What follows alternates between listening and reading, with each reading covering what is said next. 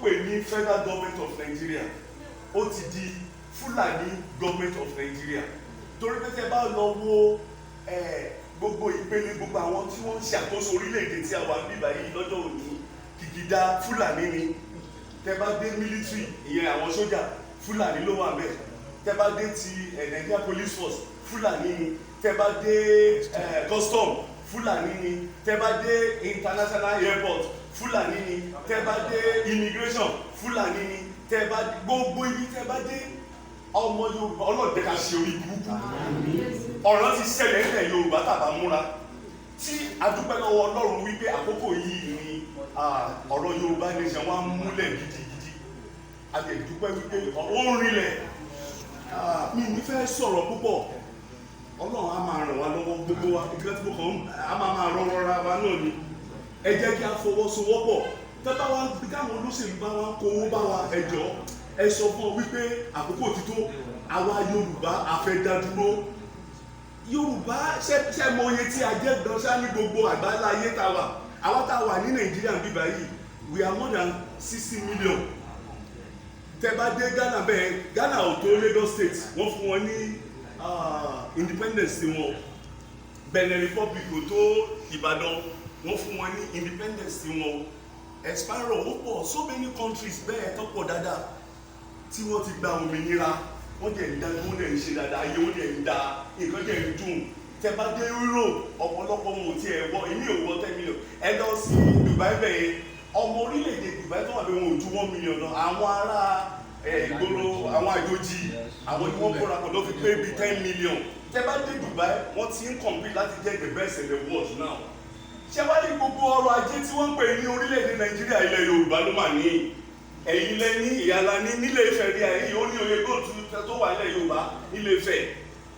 Tí ẹ bá dé tẹ́rí ní tẹ́ bá dé Ondo State a ní ibi tí epo wà àti bitumen ẹ ṣe gan bitumen wà bẹ́ẹ̀ a ní epo gẹ́gẹ́ bí iṣẹ́ ìwádìí tí a ṣe lórí ọ̀rọ̀ yìí kì í ṣe ìgbà tí a pẹ̀lú ní sọ pé ká máa sọ̀rọ̀ sáá a sọ̀rọ̀ sí inú afẹ́fẹ́ sá a ti ṣe ọ̀pọ̀lọpọ̀ ìwádìí ṣe ní bitumen tó wà lóńdó state wọn ò tí fọwọ́ kan ìwádìí jẹ́ kó yé wa wípé odidi 100 years kí gbogbo àgbáyé máa jẹ́ ọ̀lẹ́dẹ̀ tán àti pálá bitumen gbogbo èèpo rọ̀bì ayé a máa ní ìlọsíwájú kò sí àwọn òyìnbó tí wá rí wípé tí àwọn bá fi Yorùbá lẹ̀ tá bá fi rákàlàkà gba Yorùbá nation a máa dáa ju Amẹ́ríkà lọ a máa dáa ju Europe lọ àwọn ọmọ wa ta ní wọ́n máa travel out of the country wọn ò ní máa travel mọ́ tí ayé wa bá da ẹ̀yin tẹ́ bá lọ sí South Africa àwọn South Africa wọn kì í travel torí pé ìlú wọn dára torí pé ìlú tí ò dára pé èmi náà ti ẹ̀fẹ́ kọ́ wọn kó lọ sí USA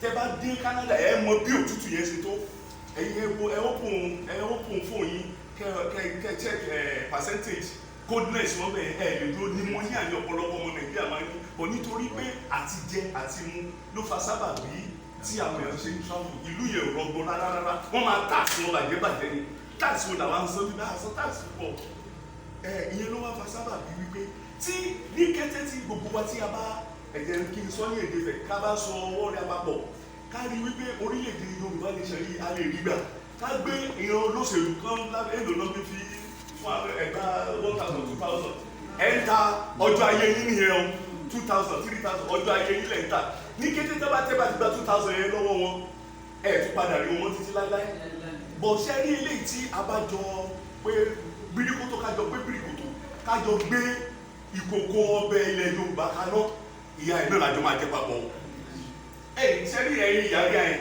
kí ojú rí rete tó rete dáadáa yìí ká ní pé ìjọba Yorùbá ló bá wà lórí àpètí báyìí tó máa jẹ́ títí wa ẹ wà entitled sí salary láti bí age 55 sí 60 àwa ti rí àwọn ètò tí àwọn baba ńlá baba wa tó ti ṣe sílẹ̀ baba wa Awólọ́wọ̀ òkú o kí ni ìdí tí mo sọ pé baba Awólọ́wọ̀ òkú ìkan gbòógì lára àwọn baba wa tí wọ́n di ilẹ̀ Yorùbá mú gbogbo àná láàrin iṣẹ́ tí baba Awólọ́wọ̀ ṣe nígbà yẹn tí ìbá ní sọjú àwọn ìyá wa tí ẹ ti wà nílé ayé kíruwa yìí àtàwọn baba wa tó ti wà nílé ayé kíruwa yìí tó bẹ́ẹ̀ dúdú láì wo kíkún a jẹ ẹ̀kọ́ ọ̀fẹ́ o àbá àjẹ́ baba Awólọ́wọ̀ ṣe ẹ̀kọ́ ọ̀fẹ́ àbí wọ́n ṣe wọ́n tún fún wa ní exercise book àti ìwé ọ̀fẹ́ irúfẹ́ ẹ ṣeun gan, àwọn màmá wa tó rán mi létí wọ́n tún fún wa ní lẹ́ẹ̀dì àti báírò, ẹ ṣeun gan.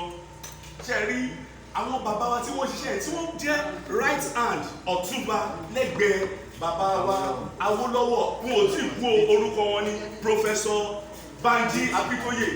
Àwọn ni wọ́n ṣe gbogbo right up UPN ní ayé ìgbà wọn ni. Sẹ́nítọ̀ ni bàbá ṣẹ́gbọ́n, ṣẹ́ni bàbá yẹn wọ́n ti ṣe ètò lẹ̀, àwọn nǹkan tàbí ẹ̀fẹ́ máa múlò, òun ló lè ràn wá lọ́wọ́. Màmá ẹjọ́ mà ẹ jẹ́ kí mi pẹ́ lọ jókòó. Ṣẹ́ni àwọn ètò tó ṣe kalẹ̀, ìyá la máa jẹ́ máa gbádùn, èyí sì pé a máa jìyà kiri mọ́. Ṣẹ́ni nǹkan tó wà ní gẹ́gẹ́ bó ṣe ń bọ̀rọ̀ mi bọ̀, ṣẹ́ni gbogbo nǹkan tó wà lẹ̀ Yorùbá òun ni wọ́n ń kó lọ sí Òkè Ọya, tó fi ń develop Òkè Ọya. Ẹ má jẹ́ kí n tọ̀ yìí, wọ́n fún wọn ní owó oṣooṣù, àwọn Òkè Ọya tẹ̀ bá mọ̀, wọ́n ń gba owó. Ẹ wo àwọn tí wọ́n yí wíwá ẹ̀rọ káàkiri yẹn, ara ètò tí ìjọba wọn fún wọn bẹ́ẹ̀ yẹn òun jẹ́, wọ́n ti sọ Yorùbá di ẹrú. Ẹ̀yin ìyá wa, ẹ ti ṣe ẹrú lábẹ́ ìjọba orílẹ̀-èdè Nàìjíríà. Bàbá ti bí náà ti mú bàbá mi lẹ́rú, gbogbo àwọn táwọn àgbà yẹn lọ ti mú lẹ́rú. Àwọn ń jà wípé àwọn ọmọ wa tó ń bọ̀ lẹ́yìn kí àwọn náà kọ́ má tún ṣẹrú ìjọba Fúlàní mọ́. Wàhálà yìí pọ̀, ọ̀pọ̀lọpọ̀ la ní àwọn ọmọ ní yunifásitì, ní polytechnic, tí wọ́n bá jáde iléèwé ẹjọ́ ẹ̀yẹ́ ká bèèrè lọ́wọ́ wa ibùdó gbé fẹ́ ní ṣẹ́ṣẹ́ o.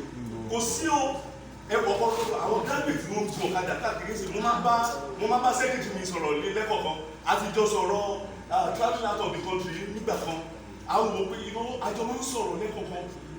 Báwo làwọn ọ̀dọ́ wa máa ṣe kàwé dáadáa báyìí tàn ní rí iṣẹ́ ṣe, ó wà lára tó máa ń pa mí lẹ́kún. Abáyé náà tá a sọ̀rọ̀ yìí, à ń struggle pé kí nǹkan lè balance.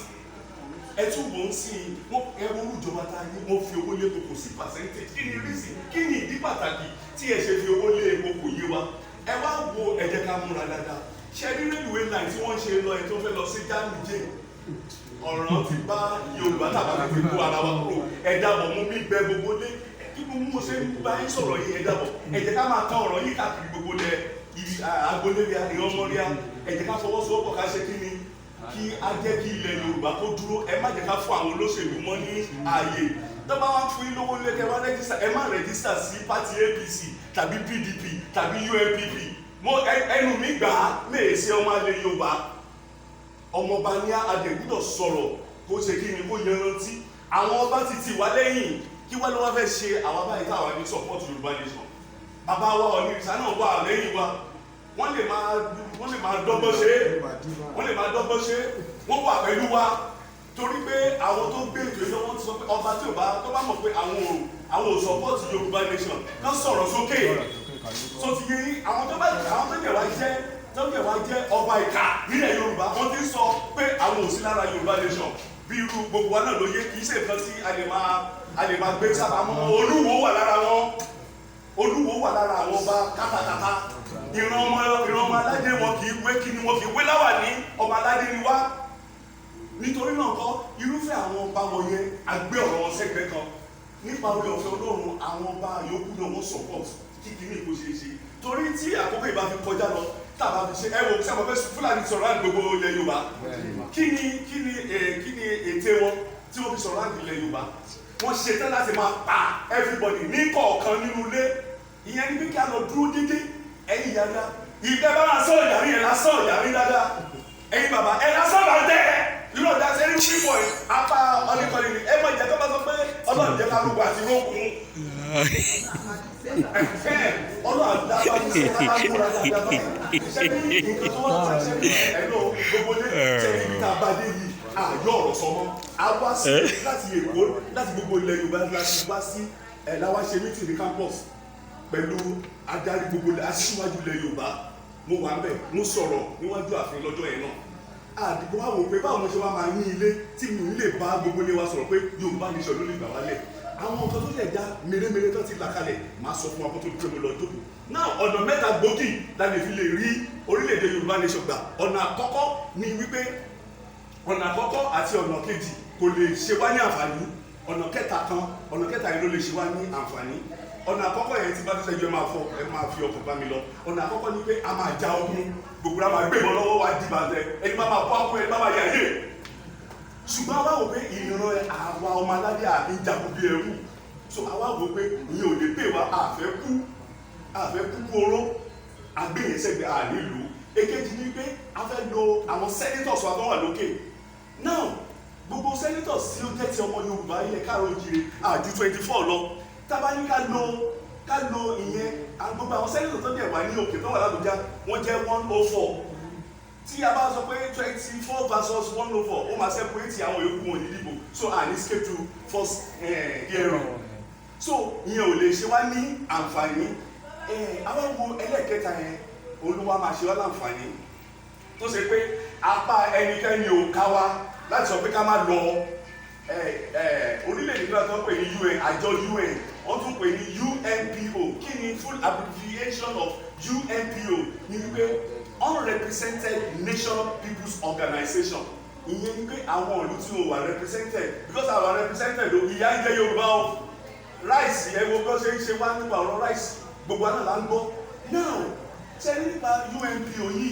àti wà rẹ́gísítà nọ́mbà 45 ní wá ìyẹn tó pè ní 55 àbí ṣé mo gẹ́tẹ̀ 55 nọ́mbà 45 ní wá àkíyèsí we are now international member of UN àti wà lórí rẹ́gísítà wọn tí bẹ́ẹ̀ ṣe wá jẹ́ báyìí a ní oore ọ̀fẹ́ láti pé kí wọ́n ṣe pesticide fún wa ṣẹ́ni pesticide tá a bá ti dìbò online lórí fún wa that's why mo wá ń rọ gbogbo ní pé ẹjọ ká lọ gẹẹti nǹkan tó jọmọ́ bíi Android báyìí tá a máa rẹ́gísítà ara wa lórí ẹ̀ wọ́n á béèrè lọ́wọ́ wa tó bá ti tó àkókò ǹjẹ́ o fẹ́ orílẹ̀-èdè Yorùbá nation ẹ sọ bẹ́ẹ̀ ni àbí bẹ́ẹ̀ kọ́ ẹ máa sọ pé bẹ́ẹ̀ ni tó lẹ́yìn yẹn tí àwọn UN bá ti rí pesticide on legal ground ìyẹn ni wọ́n pè ní diplomatic way tá a fẹ́ fi gba ara wa kúrò lọ́wọ́ ìjọba tó wà dáńsì ní kété tó yá bá ti ṣe pesticide tí wọ́n ti rí ìbò wa wọ́n á wá àwọn UN máa wá àwọn ìbò máa wá tó bá ti wá sàárín wa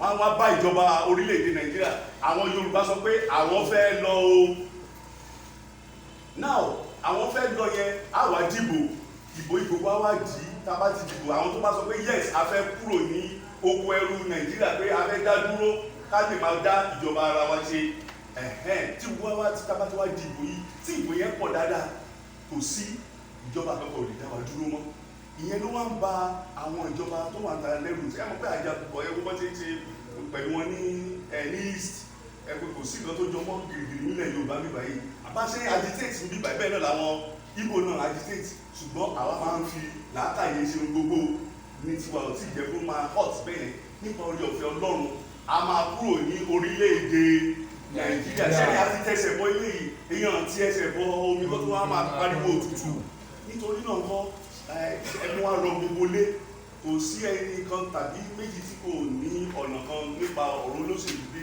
ṣùgbọ́n sẹ́yìn àwọn tọ́rọ́kọ̀ tó ń pínlẹ̀ wa lọ́wọ́ yẹn kò lè là wá ṣé mo gẹ̀ẹ́tẹ̀ secretary àwọn nǹkan wọn yẹn kò lè là wá tó bá jẹ́ kó lè là wá ní kété tí ogun bá ti dé ọ́fíìsì wọn ò fi rántí anybody mọ́ but eléyìí wọ́n sẹ́ni structure ti máa wà lẹ̀ tí ayé gbogbo wa fi máa dá tí ọ̀nà wa fi máa là lágbára Elédùmarè ọ̀nà á là fún wa ìrì á wọlé tí bá sọ pé Yorùbá nation ẹ sọ pé now Yorùbá nation now Yorùbá nation now ilé